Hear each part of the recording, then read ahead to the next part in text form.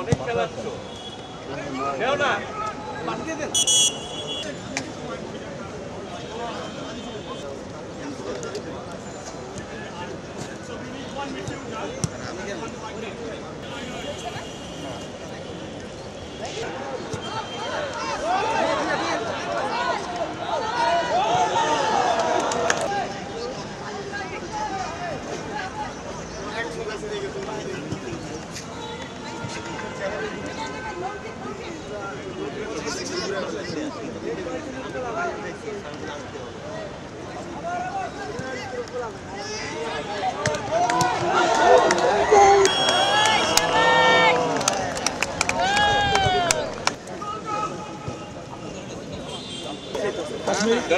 But you saved 5 goals at least.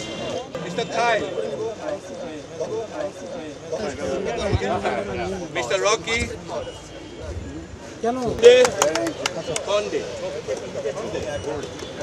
প্ল্যানটা হয়েছিল basically যেদিন সিঙ্গাপুরের সাথে আমাদের ম্যাচ, তো আমাদের অ্যাম্বাসেডার আসছে খেলা দেখতে, তো তাই বললাম আমরা এটা ফ্রেন্ডলি করতে পারি কিনা, ডিপ্লোম্যাট ভার্সেস অ্যাডভাইজার্স টিম। তো আসিফ স্যার ছিলেন, আসিফ স্যার উদ্যোগটা নিয়েছেন অ্যান্ড আমরা একটা মোটামুটি টিম বিল্ডিং করে, আমরা তো প্রফেশনাল না, আমাদের রেগুলার প্র্যাকটিসও হয় না, তারপরেও ডিপ্লোম্যাট ভার্সেস অ্যাডভাইজার একটা রিফ্রেশমেন্ট গেম জাস্ট।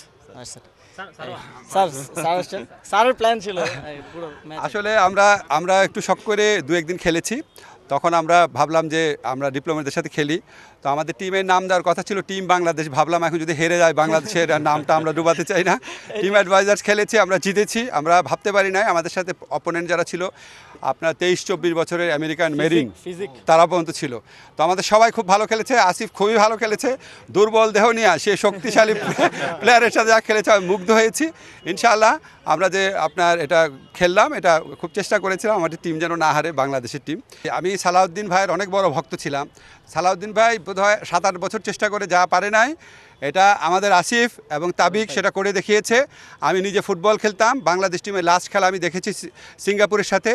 আমি কোনো দিন বাংলাদেশে কোনো টিমকে এত ভালো খেলতে দেখি নাই। আমি রেগুলার ইংলিশ প্রিমিয়ার লিগ দেখতাম, আমি লা লিগা দেখতাম, এবং আমি প্রথমবারের মতো বাংলাদেশ টিমকে দেখলাম অফ দ্য বল খেলছে এবং পায়ে বল রেখে খেলছে, দীর্ঘ সময় বলের উপর কন্ট্রোল আছে, কোনো উদ্দেশ্যহীনভাবে বল। আমরা ছোটোবেলা দেখতাম বলতো বাটু, টুটুল, নান্নু, ওরা ফুটবলার ছিল, বলতো উড়াই দেয়, যে উড়াই দিতে পারতো সে বড় প্লেয়ার। সেই যুগ থেকে আমরা বেরো আসছি। আমি মনে করি আসিফ এবং তাবিক বিশেষ করে ফুটবলে যেটা দেখিয়েছে, ফুটবল আমাদের লাইফ লাইন। এখানে আপনার অন্য দেশের হেজিমনি প্রতিষ্ঠা করার জন্য ক্রিকেটকে অনেক বেশি প্রাধান্য দিয়ে ফুটবলকে প্রায় মেরে ফেলা হয়েছে। আমি প্রচণ্ড ফুটবল ভক্ত, আমি মনে করি বাংলাদেশের নারী স্পন্দন হচ্ছে ফুটবল, এবং আমি আশা করি আজকে আসিফ এবং তাবিক আওয়াল ওনারা ফুটবলকে যতদূর এগিয়ে নিয়েছেন এটা যেন ভবিষ্যতে অব্যাহত থাকে।